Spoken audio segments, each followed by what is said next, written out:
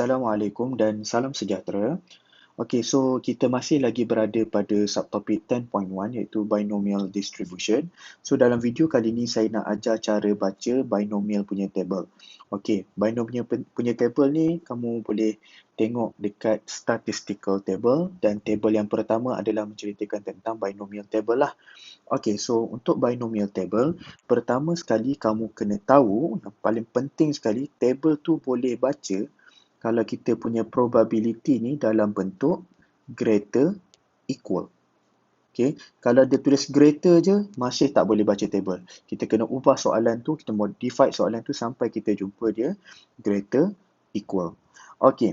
So seterusnya, apa yang saya nak terangkan ni untuk case kalau dia punya probability of success less than or equals to 0.5. Sebab kalau dia lebih daripada 0.5, kita pengiraan dia tu ada cara lain sikit. Yang mana saya akan terangkan dalam video akan datang lah.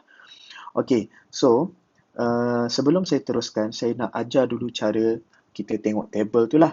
Okay, first kita pergi dulu dekat kita punya table. Okay, saya buka kat muka surat pertama. Okay, ni muka surat pertama table lah.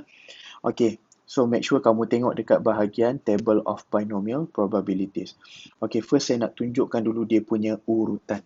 Okay, first kita tengok dia punya n, number of trial ni. Okay, bacaan dia secara menegak ni lah. Okay, menegak sampai bawah ni. Okay, dan kamu kena tahu table ni dia bukan satu muka surat je, dia ada dalam 7 muka surat. Okay, seterusnya probability of success. Cara bacaan dia secara melintang, and then ni R, number of success ni, bacaan dia menegak. Okay, perkara pertama kamu kena tengok bila kamu nak tengok table ni adalah dia punya probability, and then kamu tengok dia punya n. Okay, untuk n ni pula, urutan dia start daripada 3, dia tak start daripada nombor 1, dia start daripada 3, lepas tu dia naik 4, 5, 6 sampailah 10. Okey, bila sampai je ke 10, kita tengok kat page sebelah. Okey, kita tengok dia naik secara gandaan 5. Okey, dia jadi 15, lepas tu 20. Sampai dekat 20 pula, dia naik secara gandaan 30, 40, 50. 50 adalah dia punya maksimum. And dia takkan lebih 50. Kalau lebih daripada 50, itu akan jadi case yang lain lah. Okey, seterusnya itu dia punya n. And then kita tengok pula dia punya probability. Okey, untuk probability dia, okey, dia bacaan dia bermula daripada 0.01, dia naik 0.02 sampailah 0.09. Okey, selepas 0.09 sepatutnya 0.10 lah. Okey, dia pergi dekat page lain. Okey, 0.10 dia ada dekat page sini. Dia buat satu table yang macam, saya boleh katakan table yang barulah. Okey, so 0.10 dia naik pula secara gandaan 0.05 lah. So dia jadi 0.15, 0.20, 0.25 sampailah 0.50. Okey, ini adalah dia punya bacaan probability yang paling tinggi lah. Okey, so itu dia punya bacaan dia. Okey, saya nak ajar pula cara nak baca dia. Okey, kita kena tengok dulu soalan lah. Okey, ni example. Okey, contoh dia bagi X tilde B binomial. Okey, ini adalah dia punya n. Okey, saya tulislah kat sini. Okey, ini dia punya n. Okey, ini dia punya P. Okey, macam saya kata tadi, kita tengok dulu dia punya P. P dia adalah 0.01, n dia adalah 10. Okey, kita pergi dekat table. Okey, saya pergi pada muka surat pertama dulu. Okey, P dia adalah 0.01. So, 0.01 yang ni lah. Okey, kamu dah tengok yang ni. Cari pula dia punya n. N dia tadi saya kata 10 kan. Okey, yang ni 10. Okey, so kita cari N10. Okey, N10 adalah di sini.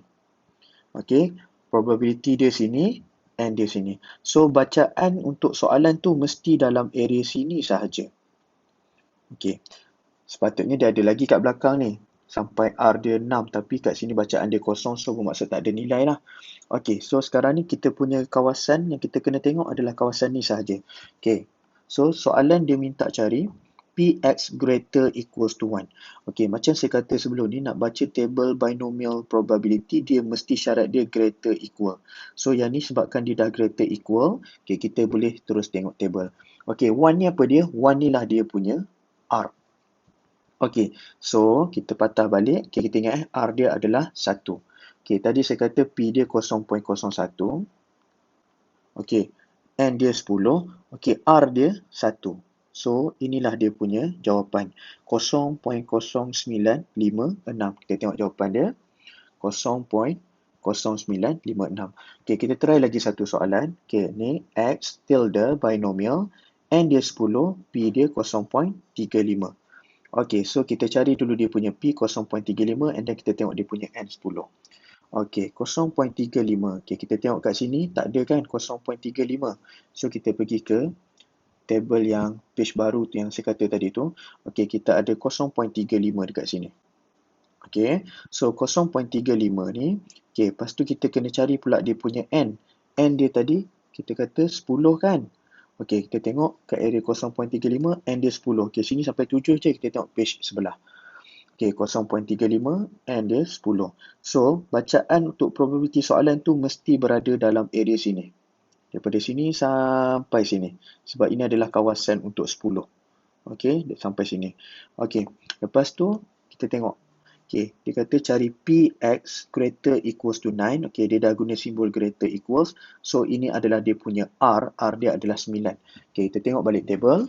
0.35 and dia 10. R dia 9. So, R dia 9. So, tempat pertemuan dia adalah di sinilah. 0.0005.